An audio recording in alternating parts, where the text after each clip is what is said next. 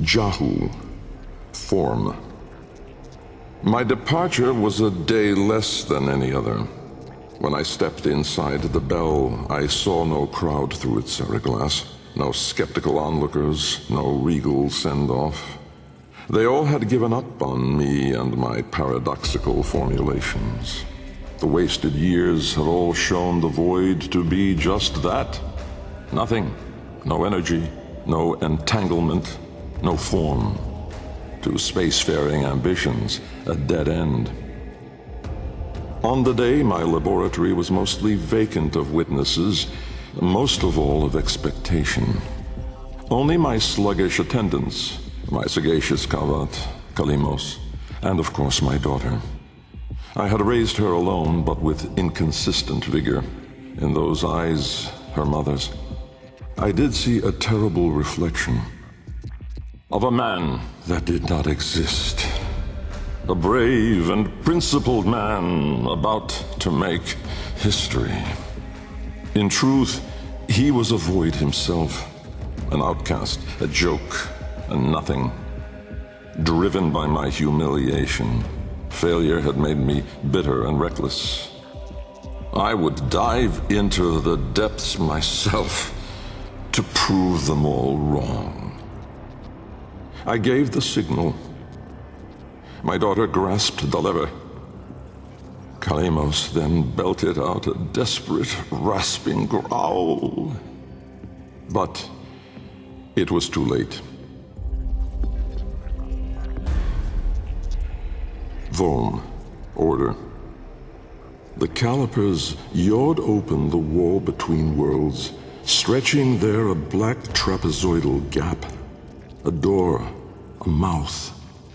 It yawned in the light of the room, splintering it to mesmerizing, unearthly hues. And I, inside the bell, dropping obliquely toward it from my gallows. Mass and time rippled as a sudden vortex jawed before me. My head was vapor, my feet lodestone. The bell around me flexed like a rat paralyzed in a winding, gulping snake. I faltered in the awe of it, stumbling against the ceraglass, and with that shifted the bell's path through the wall. It grazed the caliper membrane, the edge of the door. No worldly edge was as thin, as sharp as could split even light. As the bell faintly grazed it, the ceraglass was all at once rendered like strips of flesh by Dak's blade. My enclosure was beheaded in an instant, but still, I fell, sideways, into the void. Fass, chaos. Death was on me, I was certain. I was face down, eyes clenched, my heart pulsing the last of its seconds, and my lungs burning the last of its air. A sudden nostalgia gripped me. I grasped desperately for memory of a storm just past, the fumbling pitch of a child's song. Yet all these thoughts seemed to steal away from my mind like smoke through a vent. I would die empty. I then became aware of another sensation. Physical. A web of pain, needles itching into my arm. At once I realized I was alive. Laying in the bell's shattered ceraglass, I groped the ground. Warm stone. The floor of my laboratory. So, I had never left. And so, I had failed. Again. I heard a crunch alongside me. Someone stepping through the shattered glass.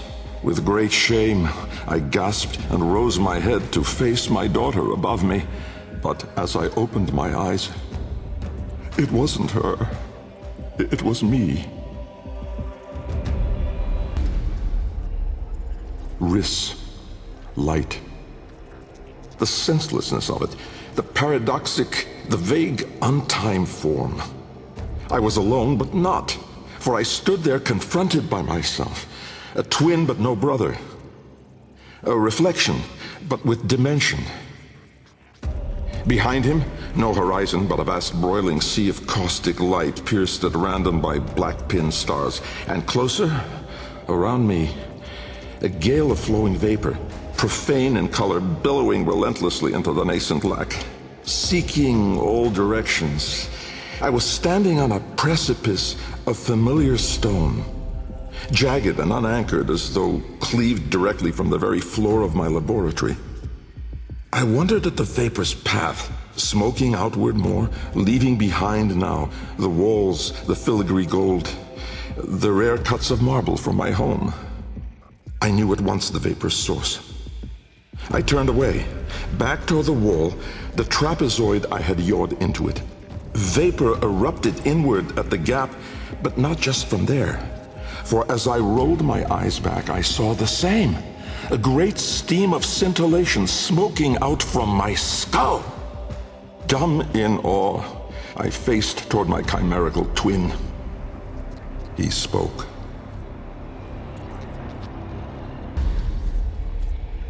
Khra, time. An old name, unspoken in the centuries since my mother reared me. A soft hiss, soothing as a viper's gaze. Little Bengal. The other me reached out, offering his hand, gliding toward me without moving, as though the distance between us was now collapsing.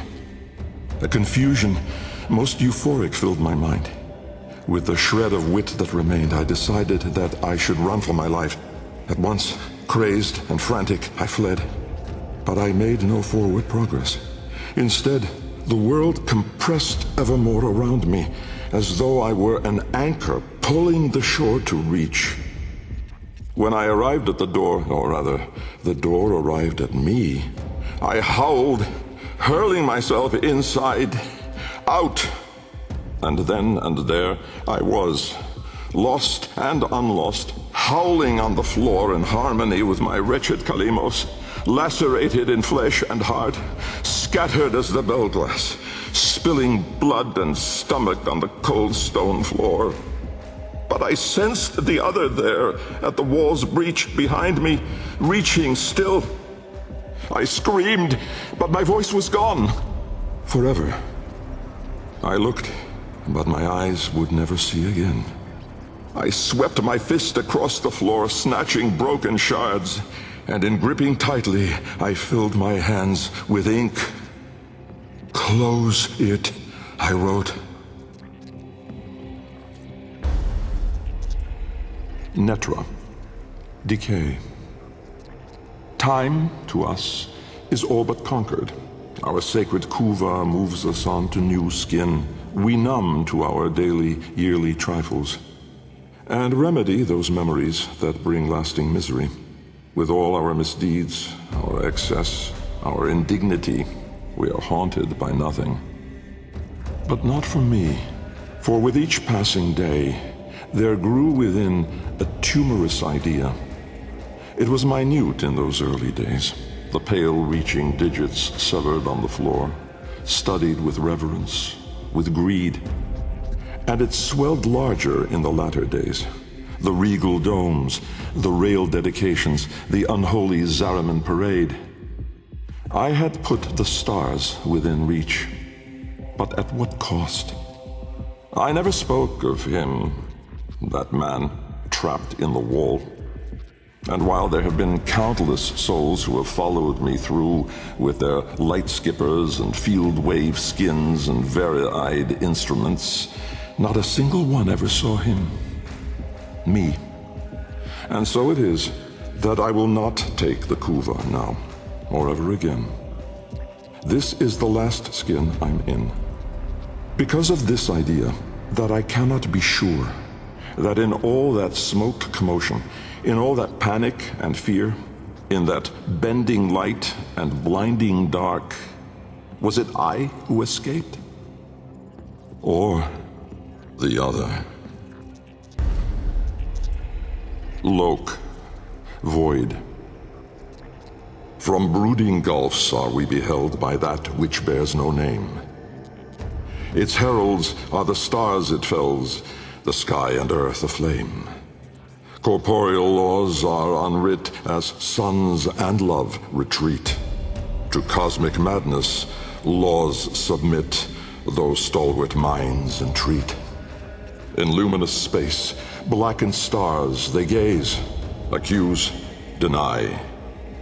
Roiling, moaning, this realm of ours in madness lost shall die.